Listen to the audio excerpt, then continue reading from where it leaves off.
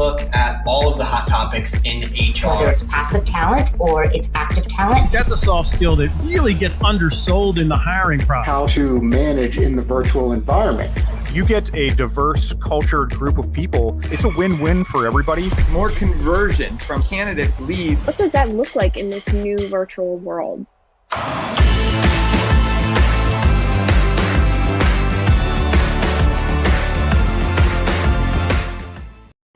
Welcome, everyone. It is Thursday, noon Eastern time, and you know what that means. It is time for Talent Experience Live.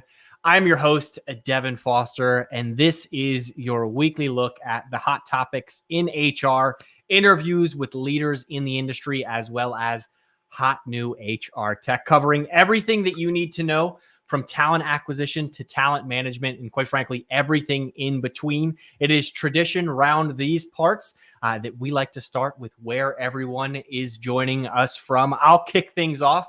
I am coming to you live from the booming metropolis located just outside of Philadelphia, Pennsylvania, known no other way than Ambler, PA. So while you are there, letting me know where you're tuning in from, don't forget to share this out to your network. Sharing is caring. We do this on a weekly basis, always covering great topics, and it's great to share with your friends, colleagues, and loved ones. If you're not able to catch the full episode today, worry not. We do stream this live on YouTube as well, so feel free to access the entire episode immediately following the program today on YouTube, or you can always catch clips, insights on either our LinkedIn page or our Twitter page, as well as the Phenom blog, www.phenom.com/blog. We do a nice recap there with the full episode, as well as some of the clips I mentioned before. It looks like Monica is joining us. Welcome, Monica. She's tuning in today from the rainy burbs of Philly. Thank you so much. I also see Angela is joining us from King of Prussia, and Oliver from London. Welcome, everyone. Boy, oh boy, do we have a great topic today. Wow, I really sounded old there. I apologize. That won't happen again. Today, we are talking about total transparency, transforming your candidate experience in a tight labor market. After more than a year of adjusting new business demands and norms, many employers now face the difficult task of filling roles in a tight labor market while juggling their employer brand as well as recruitment marketing. And feel free at any point to tune in with your questions in the comment sections. We have a great guest, so you can always sound off there. But before we jump into today's topic, I also always love to do an icebreaker. And today's a fun one. The holiday weekend is coming up. We are observing the 4th of July on Monday. So I want to know, what are your big plans for the weekend? I know myself, I will be attending a family barbecue where I will be eating fish because I am a pescatarian. That's fish that only eat other fish. And while you're doing that, again, don't forget to like and subscribe to Everything Phenom. That way you can stay up to date with not only this episode, but all of the innovation and products that Phenom are delivering on a regular basis. I know this past week we announced Integrations Experience, hopefully becoming the savior for HR IT professionals and the headaches that they have. We also hopped on a live stream yesterday to talk about that. So definitely check out phenom.com for more if you are interested, or if you would like a demo of the new product. But back to the topic at hand, total transparency and transforming your candidate experience in a tight labor market. Today, I am joined by a very special guest, Will Staney, founder and CEO of Proactive Talent. And we are going to take a deep dive into improving your candidate experience to meet those tight hiring demands that I mentioned before. So without any further hesitation, let's bring Will onto the program.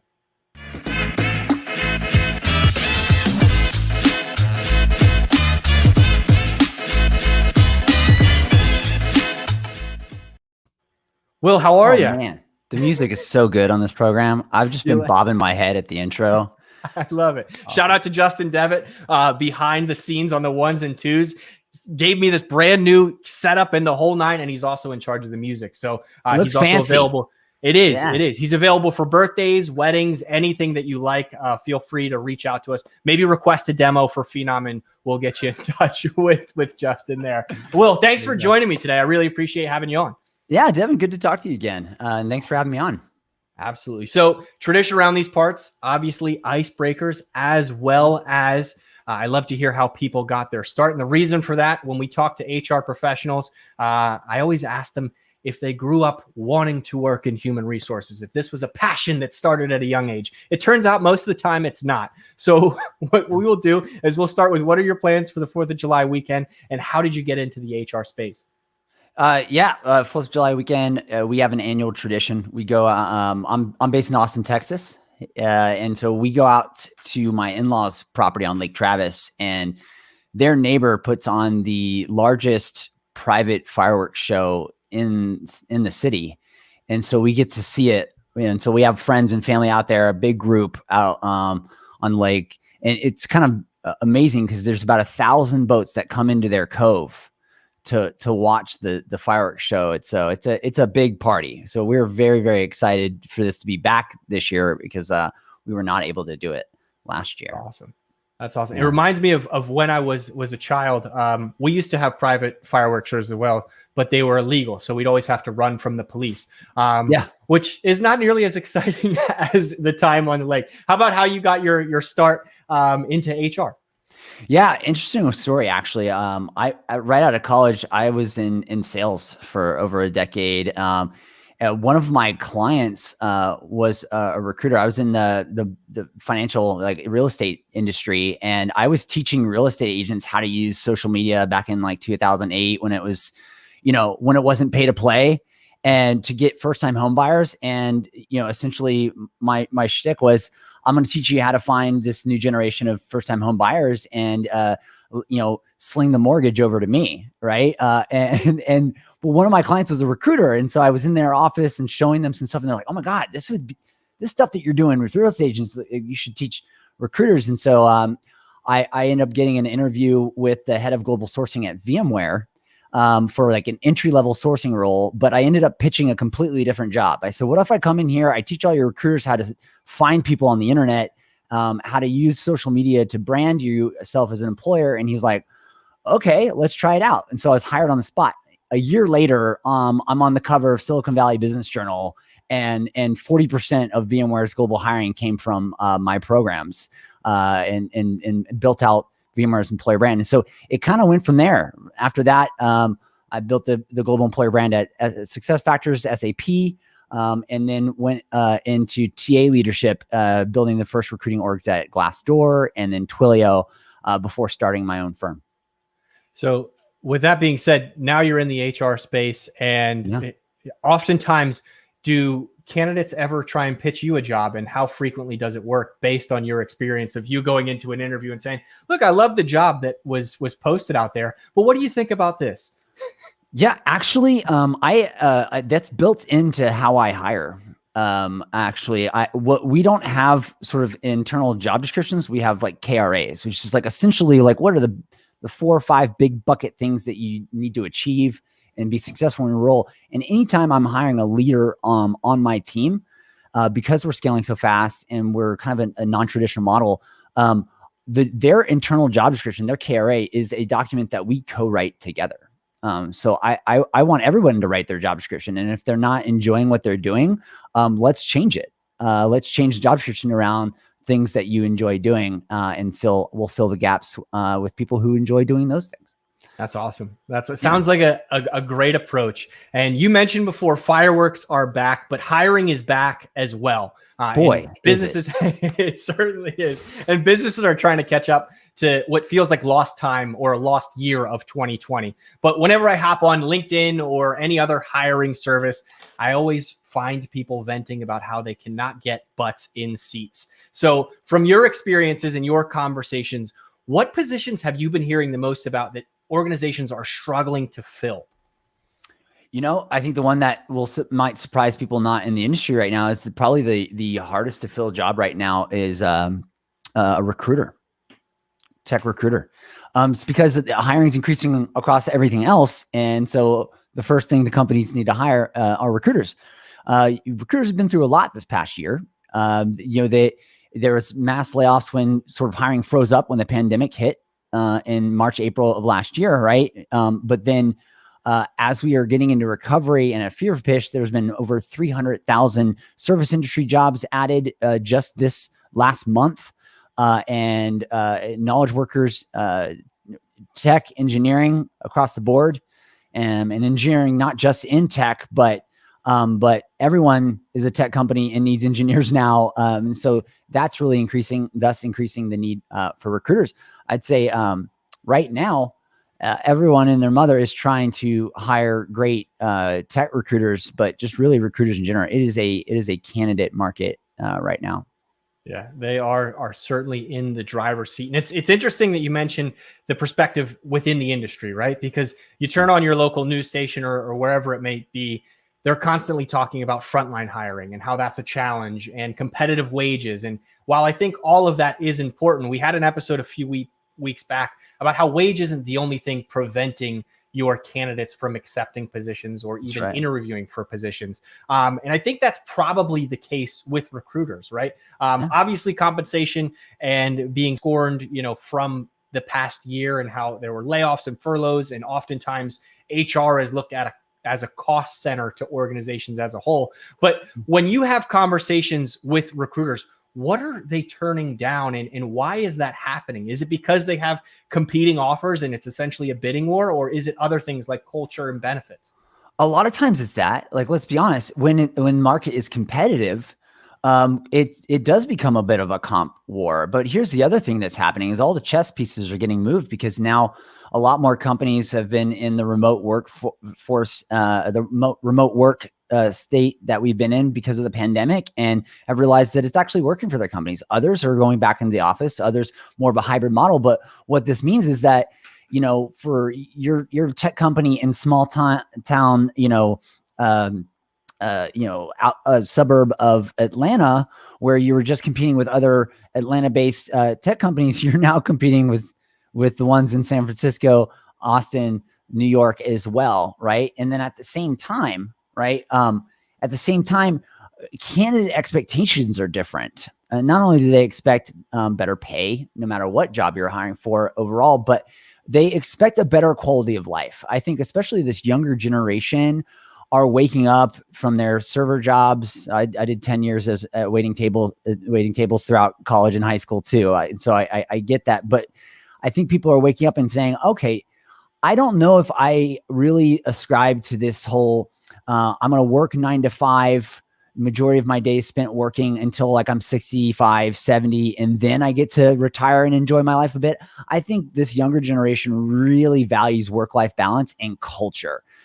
Candidates want to feel like they're a part of something bigger than themselves, and that the company they're working for and with has shared beliefs and morals with them. I think we're moving to more of a conscious capitalism, where people will actually take less money to be in a job where they really enjoy it and they have a great experience and they feel like they're doing something bigger than themselves. Yeah, absolutely. And Adam Reed chimes in and says, we do. That is certainly something that people are paying attention to. And I think the second half of that, aside from the overall just getting talent in the door, what's oftentimes overlooked is keeping it there for long periods of time. I saw a TikTok, I kid you not, yesterday morning while I was at the gym. Oh, TikTok's it's a dark space. You can find some good stuff there. Problem. Yeah. But the one thing that jumped out at me, it caught me completely off guard, was Fortune put out a stat that was somewhere around 50% of your net worth over your career will be decreased if you don't change jobs every 1 to 2 years. And then there was an example of somebody going through their career progression and how they were making 6 figures by the time they were 25. But my question to you is, obviously compensation has a big part of this, but in addition to that, how do you retain the talent that you're bringing in the door? You've got them hook, line, and sinker with your purpose, with your messaging, with that sense of belonging that you talk to. But what else goes into that so that the next great company with a great purpose comes along and poaches your talent? How do you prevent that? I think it's pretty easy. We stop treating our employees like they are assets or just a resource, and treat them like human beings who want to grow and learn new things and get more responsibility and be pushed and challenged in new ways. I think a big reason too is there's inequality. Most CEOs make 300 times what their secretaries make, or regular folks working at the company. I think we need to fix that. I think companies need to share more and try your high performance need to be retained. Also, with comp changing so much lately, companies need to be every 3-6 months looking at how comp is changing and reassess how you're compensating people and make changes to retain them. But it's really not just about money too. It's really going in knowing your employees, listening to them, making a two-way conversation, and really building programs. Because I especially when it comes to DEI, and I don't know if we're going to talk about that later, but a lot of this was around artificial goals. So like, okay, we're going to source 25% DI people, or we're going to really try to attract more diverse employees. And maybe you're successful at that, but then if you're not doing the program work to really build a sense of belonging and inclusion, and you're not building ERGs and allowing all the company to learn what it means to be a diverse company, you lose those people really quick. And then you have an attrition problem.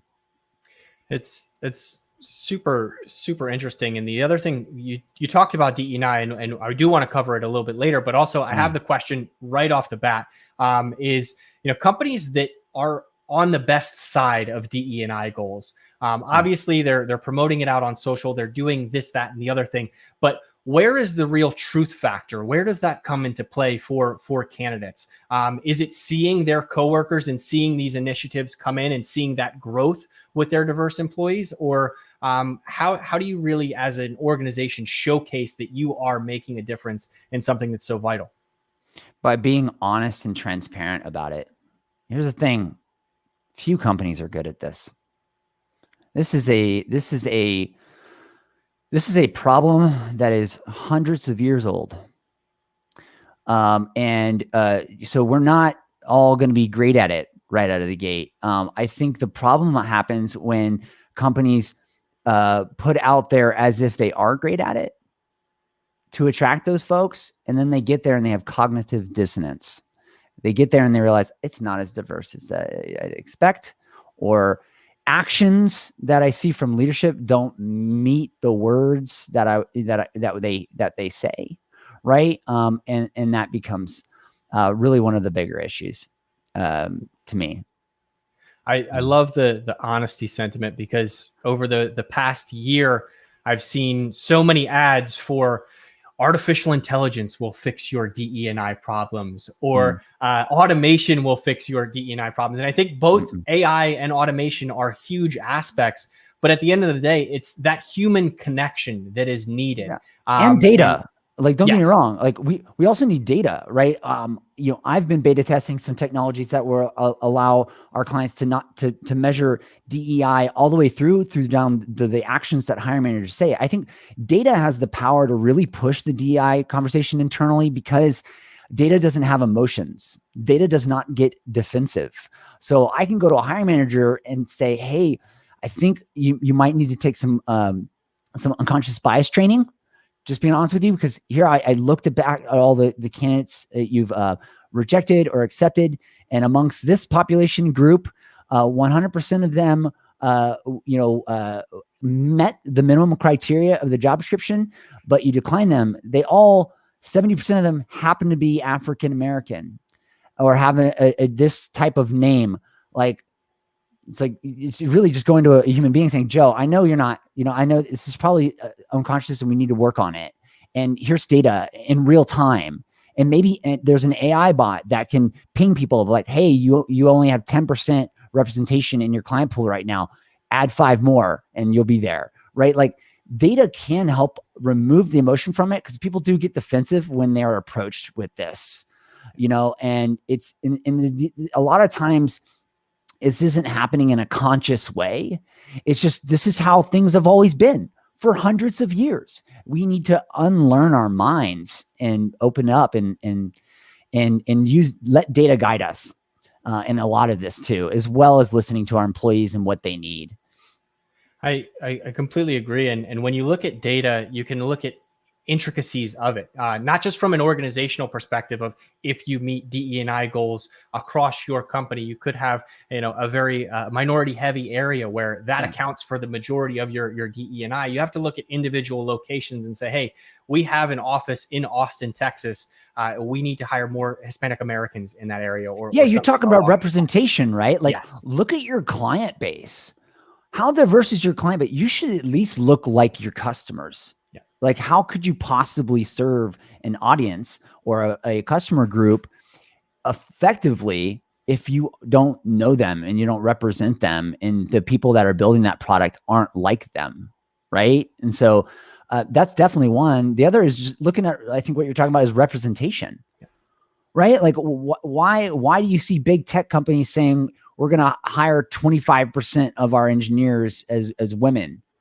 Well, goodness, where are you going to get them? The 25% of the people in tech are not women, are not female. Let's start fixing that problem early in STEM education and why women are great at engineering, and start fixing that long-term problem with our education system and others. But at the same time, it's not representative. You're going to push your team to disqualify a lot of, people who are very, you're going to be very great for that job to try to hit some sort of artificial quota, instead of really looking at the areas that you're hiring and going, okay, how many female engineers are there in this area? Can we at least have, equal representation as our company to the community in which we are, right? Like, think about why you're doing diversity. Is the other thing. I think a lot of companies feel like they're doing diversity. There's that whole profit motive, right? For years, we've been saying, well, look, it's just been proven that companies that are more diverse are 30% more profitable. That's great. That's good. Like, I'm a little sad that the board needs a profit motive to be diverse, because at the end of the day, really, you should do it because people are humans, and you need to represent, and you're going to get better ideas, and your company is going to be overall more successful because you're being an inclusive company focused on belonging and a unified mission, right? And so, yes, there's a profit motive. Yes, there's a business application to this, but also, can we just do what's right by humans? And it's called human resources for a reason, right? That human element needs to focus be more on the human part, less on treating them like resources. Absolutely. There you go. Tom chimes in with treating people like humans. It's a genius idea. I mean, can that just be why we do it? Like, that should be some company's tagline someplace. But the other part, I had a conversation with Cliff Jerkowitz a couple weeks back, maybe even months back at this point, around the DE&I topic. And I think there's a perfect correlation to what you said previously about meeting with employees on a regular basis to see where they want to go with their careers, right? And when you're talking about DE&I and systemic racism and things like that, sometimes you may not be able to hire the most qualified candidate, especially in a tight labor market. But do you have the resources available to treat people like humans and get them to where you want them to be and continue to grow your career and create that culture of change and quite frankly, inclusivity? Is that something that organizations are looking at and doing? Are they leveraging tools to do that right now? How does that stand? Yeah, I mean, a lot of our client base is asking for guidance around this, and it's new for them, and it's something that's we've always infused into what we do from an employer brand standpoint, even from a recruiting process standpoint. But we've recently launched a specific goal around helping build the programs, right? And so one part of this is technology, it's process. The other part is really just true program building, having a strategy around learning and development, around retention, around DEI, and how all these come together. I think at the end of the day, people want to join a company where they feel like they aren't stifled. And I think change is something that we really need to get used to. I've been in really large enterprise organizations, and they're like really big Titanics trying to move, and change happens really slow because we as humans naturally don't like change. But the more we get into this mindset that business just moves way too fast for that now, and we need to be open to change and embrace change and build goals around change, that stagnation is the killer of growth. The better we'll be off to be. Now, Silicon Valley has really been great at this. This has been their mantra for a long time, but almost to their detriment. Everything is a balance to me, right? If you are really big on change and progress, and there are ways that you can go too heavy on that side, and you grow too fast. You're not being intentional about your culture and who you're bringing in. And then you wake up one day and you have a culture you don't recognize, right? And then you have a lot of HR fixing to do. Hopefully that answers your question. No, it certainly does. And one thing that also jumps out at me when you mention a tight labor market, specifically around recruiters, from my experience as a recruiter in the back, you're almost a salesperson, right? You are on the front lines talking to candidates on a regular basis. Are recruiters potentially leaving organizations because they don't see that change within their company, because it no longer resonates with what they believe in or see that change? And also on the inverse of that, are recruiters turning down jobs because companies aren't doing enough? Is that something that is happening in those conversations? Yeah, just like salespeople have a pretty high retention rate. On average, salespeople have about a 50% attrition. Well, it's probably because they got in there. Maybe their pay, the way they're paid and structured, changed, or they just didn't really believe in the product. That they kept selling the product, and then they'd hear back from the customers afterwards of like, "Hey, it didn't do what you said," and they're like, "Oh, well, then I'm out of here." That's the same thing that's happening to recruiters. The way they're compensated is changing. Like, especially if you're an internal recruiter, you can come in there and do the most strategic hires for the whole company. You're still going to make the same amount, right? In some in-house roles, others do more performance incentives. But the other is if the culture, the recruiters are out there championing that culture. If it's not actually happening in action, that doesn't feel good. Recruiters want to feel like they're really selling something that is true. And I'll be right now, there's a lot of recruiters with heartburn because they worked at companies that they thought really valued recruiting in HR. But as soon as we had one little economic blip, they were the first to get let go. And I think some of those recruiters are realizing that, maybe being a free agent is the best way to go. I can choose my projects. And that's kind of like the on-demand recruiting model that we have at Practice Talent. It's kind of the best of both worlds. You get to be an in-house recruiter and freelancer and work with a lot of different companies, but you have steady work and you're not having to do all the sales and biz dev yourself as a solopreneur. I almost feel like a freelance recruiter right now has more job stability than even in-house. No, that makes sense. I brought up this topic last week, but it feels like the talent as it stands today is almost mimicking the NBA, right? Where they're willing to take a 1-year deal for a shorter amount of money because it frees up their options for joining the next super team, which is the company culture, what they're looking for, not being a snake oil salesperson selling someone a dream that's quite possibly never going to happen. They're looking for that perfect match, and they're willing to take short-term deals in order to get there, which brings me to my next question. Are recruiters and talent in general, are they looking at organizations' tech stack in the interview process and saying, hey, are you using X, Y, and Z software? Because I'm most familiar with that. I imagine like a salesperson doing this if a company doesn't use Salesforce, right? They say, no, we're just working out of Excel spreadsheets right now. Is that beginning to change the tide with so much focus on HR tech in the industry? Yeah, absolutely. I think that is definitely a big factor, and that's why one of the main things that we do when we're building, we're essentially an incubator for internal recruiting teams and functions. And one of the first things we look at is making sure they have their tech stack, not just to better their data, but to retain their recruiters. like quite literally, because we go into these companies and we'll improve their process, but maybe they're still on, you know, the old brass ring, right, or something like that, and they're literally losing recruiters because these recruiters can get a job literally anywhere right now, and they can go one that has, you know, like a greenhouse or some sort of modern API based ATS that is easy to use and gives good data, so easily now, and so that's really outside of employer brand and DEI services. Our fastest growing service right now is technology implementations. We're implementing Phenom people with a client right now. We're doing, we're implementing Greenhouse all over the place. Lots of other CRMs and stuff too. I think it's a big focus for companies right now. When recruiters are scarce, they got to build up a good tool set and sourcing tools so those recruiters feel like they have the tools they need to be super successful and efficient.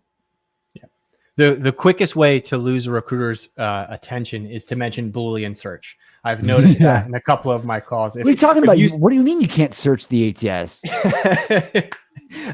There's no check boxes here. How am I supposed to find what I'm looking for? No, this is it's true. It's a part of everyday lives and our everyday lives. And I think to automation and how we use it today versus how we used it previously from a consumer perspective. And I mentioned this to you before we spoke. Nobody thinks about talking to a local pizzeria when they order pizza anymore. I do love talking to local pizzerias. I'll stop in there, grab a slice. There's nothing wrong with that. But if you want a pizza, you're going to hop on your phone, go to your local food delivery service, whatever available in your area, and you're going to have the pizza show up. And it's going to be at your doorstep. And that's where the human interaction comes into play. And I think that's the future of recruitment now, where automation can take some of those steps out until it comes to that let's have a conversation standpoint where people want people to be humans, right? Yes, you're talking about candidate expectations and for the hiring transaction, right? Like, let's be honest. Like, I have bought a car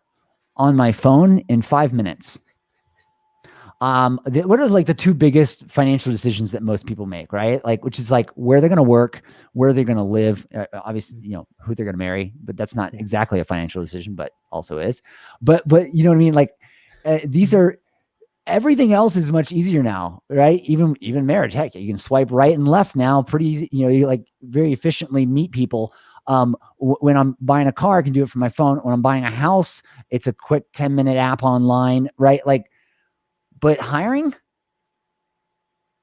sure, I can quickly drag and drop my resume there, but then I still have for the next hour, I have to re-input that information into their systems. I think we need to think about the application process is very similar to an e-commerce activity that they're doing. The same thing when they're looking for a product to buy, they're going to different websites, they're adding it to their cart, and they're purchasing. Right? You got to have your career site, your application process, all divided around the one thing the candidate's trying to do at that moment. Identify roles that you have that are going to be good for them and then apply to them. Right? And then get communication as to when they'll hear back on that application. Right? And so the faster we get better at making it a seamless process, the less drop off you're going to have, right? Like, what is it, like 70% of career site traffic don't even apply to a job on a site? It's because you've made it too hard. It does not have to be that hard. If you need more information later, you can text them, you can email them and set up a phone screen. But we can't require so much of candidates because they have a lot of options right now. And too many of your competition for talent has made it too much more easier than the way that you're doing it. 100%. We're in a generation of we want it now. We want it yesterday, right? So if you need to hire a position as soon as possible, in some instances, the application may be the last step in the process, right? Because that is the compliance that you have to stay involved in. But when you think about shopping online, the last thing that you do is input your personal information, your address, your credit card number, things like that. You want to browse the site first, get interested. Well, here's the great thing. I don't even have to do that now. I just sync my Amazon account and it fills it all in for me, right? Like, I think, and it's more than just the candidate expectation of, oh my gosh, this takes too long. It's the candidate expectation and understanding that technology in 2021 makes this application process it's embarrassing for the company. Like they're getting that impression that you are not up with the times, man, that you're unnecessarily wasting their time on something that should take them 2 minutes to do. Right. And the technology is there. You can get Phenom people. You can get a good ATS, that allows for a quick application process. Yeah. Jose chimes in and says that he totally agrees with you. So thank you, Jose. And Jose thank is you, a Will. smart man. He 100% is. Will, before we go, I want to give you the opportunity to talk a little bit about proactive talent and anything else that you'd like to chat. Oh, thanks. Yeah. Really there's two great loves in my life right now, outside my wife and family. And that is, proactive talent. We are essentially, an agile talent, acquisition services company. So we do everything talent acquisition, from Attract, where we do employer brand building, EVP. We have a full creative, media agency, and as well as content support and video, and to hiring, where we augment teams, help you hire internal recruiters, or augment your internal team with some contract recruiters to get you over this increase in hiring funk, to implementing ATSs to recruiting process and strategy, and then retain, which is where we do DEI program building, coaching and advisory, for your recruiters, to help you retain your recruiters so they feel like they're really growing their skill set while they're with you, as well. And so we're working with companies as big as Boston Consulting Group and GE, to 2-person growing startups, and things like that. And so it's been really fun. We're hiring like crazy too. So if you're a great recruiter looking for a tribe of people who are geeks about recruiting, that's going to give you a lot of great technology to utilize, and a good tool set. And heck, Jim Stroud is our VP of marketing, world-renowned sourcing researcher. You get training from Jim. We're hiring like crazy. So definitely check out our site at proactivetalent.com/careers. And my other love right now is Talent Brand Alliance. This is a professional community for folks that do internal comms, recruitment marketing, or employer branding, to learn from each other through social learning, attend events, and network with others in this very young but growing space of talent brand. Awesome. Will, thank you so much for joining the program today. Appreciate it. Would love to have you on again in the future. Maybe I'll come down to Austin and visit if that's all right. That'd be great. When it cools down a little bit, of course. But in the meantime, I wish you nothing but the best. I hope you have a wonderful weekend out on the lake. Have a great Fourth. Yeah, absolutely. And we'll chat with you soon. Cool. All right. See you later. Bye. That was Will Staney chatting with us about candidate expectations and transforming your candidate experience. Before you go, I do want to give a quick shout out to our guests last week, Dr. Adam Hickman, Senior Workplace Strategist and Remote Expert at Gallup, as well as Jennifer Robison, Gallup's Senior Editor. Last week, we chatted about how to create a sustainable hybrid workplace that retains top performers. So a very similar topic to today, but we dove a little bit deeper into it with the folks over there at Gallup, and chatted a bit more about how hybrid workplaces will affect your employee experience. And with that, let's air the clip. There are certain talented individuals out there that are dialed into keywords, phrases, mission and purpose reasons, but also over the last year, the world, kind of figured out, how do I make this work? How do I get done and be more productive here than at the office and vice versa? And then there's some people that's like, gosh, I can't stand this at home stuff. I can't wait to get back in the office. Great. Just know both of those folks are out there looking at your job requisitions. So right from the start, how they interact with it. Here's what I love. If you're joining right now, or maybe you're listening to this again, go to your career page. What kind of messages are you signaling right from the start? Here's what I mean by this. Let's just pick on millennials, right? Even though I don't have a sweet hairdo, I am a millennial, a little elder of one.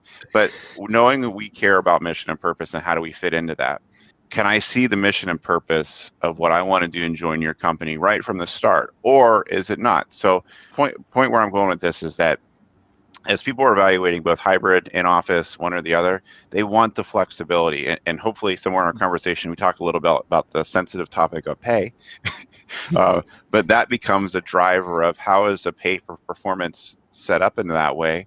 And then also, do I have the flexibility? Because just yesterday, and Jennifer can speak more to this, about what our CHROs are telling us at Gallup, and we're talking to enterprise companies across the globe. It's flexibility was a thing, let's say 2 years ago. It's a reality now. And you're going to hear it in your interviews if you're not offering it, or you might not even get a chance to talk to that most talented person that would apply to it because you missed it in your messaging.